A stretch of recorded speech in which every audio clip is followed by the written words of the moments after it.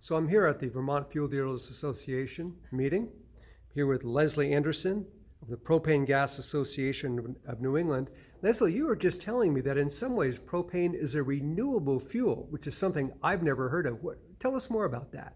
Well, I think propane should be classified as a renewable fuel because it's very much like biomass. It's something that's left over, and if we don't use it, we lose it. What do you mean by leftover?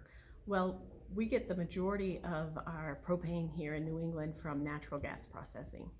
And when they process the natural gas, 3 to 5% of it is propane. And if we don't use it as a heat source or as a transportation source here in New England, they burn it off.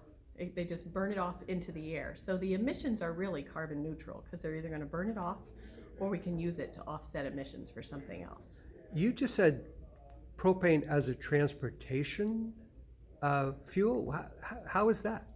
Well, propane is actually the third most common transportation fuel around the world. In Europe, there's propane vehicles running all over, especially in cities like Paris and Madrid, where they have clean air zones, and you have to drive either electric or propane or compressed natural gas, a clean fuel in the transportation sector.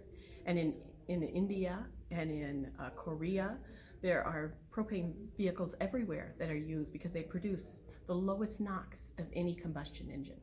So as long as we're refining petroleum for anything, even making plastic, we're going to be getting propane and we might as well use it? Is that the point? That's right. Propane is not a bridge fuel. Propane is going to be around here because anywhere on Earth that we're using gasoline or diesel or kerosene or plastics, right? As long as we have elastic in our underwear, we're going to need to have propane and we should use it rather than waste it. Well, thank you very much, Leslie.